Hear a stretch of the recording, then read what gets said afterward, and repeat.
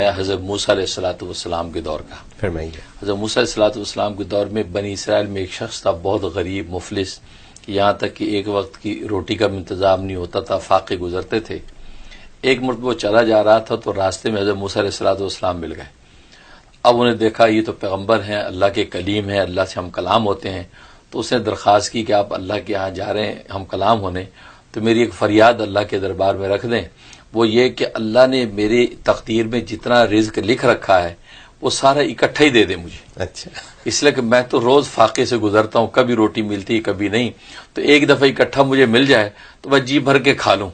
بس وہ ایک تمنا پوری ہو جائے، پھر آگے جیسی زندگی گزرے، یہ آپ کروا دیجیے۔ تو حضرت موسیٰ علیہ السلام اللہ کے سے ہم کلام ہوئے، تو یہ فریاد اس کی رکھی تو اللہ تبارک و تعالی نے قبول فرما لی، اور چند بکریاں اور کچھ گندم کی بوریاں، اناج، یہ اس کے حوالے کر دیا گیا کہ یہ تمہارا مقدر رزق ہے، یہ تمہارے سپرد۔ اچھا،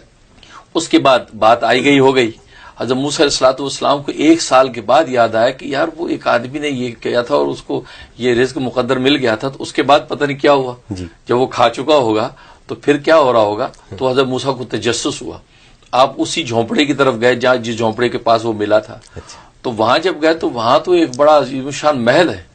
وہاں کوئی جھونپڑا نہیں ہے، بڑے حیران، محل کا دروازہ، بڑا دروازہ، اندر دیکھا مہمان ہیں، دسترخوان لگے ہوئے ہیں، لوگ کھا رہے ہیں پی رہے ہیں، آگے بڑھ کے دیکھا تو مین شاہی تخت پہ وہی شخص بیٹھا، اچھا، وہ جناب شاہی لباس پہنا ہوا ہے اور مہمان اس کے دوست احباب کھا پی رہے ہیں۔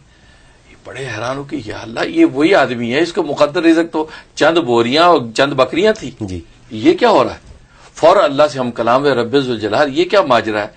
اس کا مقدر رزق تو مل گیا تھا اور یہ آدمی آج تو یہ شاہی خزانے لے کے بیٹھا۔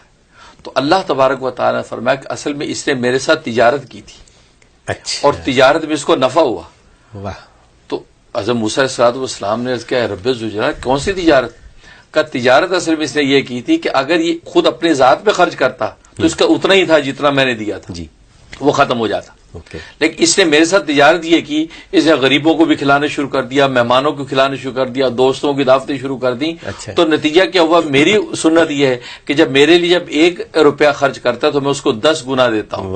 لہٰذا اس کے اندر میں جو ملٹی پلائی ہوتا جا رہا ہے یہ سارا رزق، یہاں تک کہ آج اس کے بعد محلات ہیں اور سونے چاندی کی تجوریاں ہیں کہ وہ تھوڑا جو ملٹی پلائی ہوا۔ یہ ہے زکوٰۃ کی برکت، زکوٰۃ اور صدقات کی برکت، کہ اللہ کے راستے میں خرچ کرنے کی برکات دیکھیے کہ انسان اپنی ذات پہ خرچ کرے تو اتنا ہی ہوگا، لیکن جب اس نے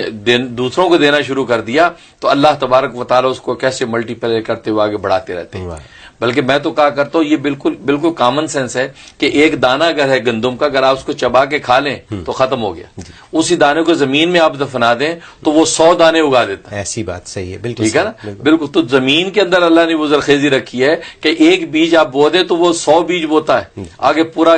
تناور درخت بن کے سینکڑوں آم اس پہ لگتے ہیں، لیکن اگر ایک آم آپ نے کھا لیا تو ختم ہو گیا۔ بالکل اسی طریقے سے اللہ کے راستے میں جب دیا تو اللہ تبارک و تعالیٰ 700 گنا تک جب بڑھاتے ہیں تو یہی ہوتا ہے۔ یہ اصل میں وہ راز ہے کہ اللہ جو ہم سے جو کہتا ہے کہ میرے راستے میں خرچ کرو، اللہ اصل میں ہمارے مقدر رزق کو بڑھانے کا ایک ضابطہ ہمیں بتانا چاہتا ہے، اس کے نتیجے میں وہ مال بڑھتا ہے۔ بعض نالائق لوگ یہ کہتے ہیں جی ہم اپنے خون پسینے کی کمائی غریبوں کو کیوں کھلا دیں بھائی، ہم کھائیں گے ہمارے بچے کھائیں گے بھائی، بس پھر وہ ان کا صورتحال وہی ہے کہ وہ چند بوریاں چند بکریوں پر ہی رہ جائیں گے، وہ آگے نہیں بڑھیں گے، تجارت نہیں ہوگی۔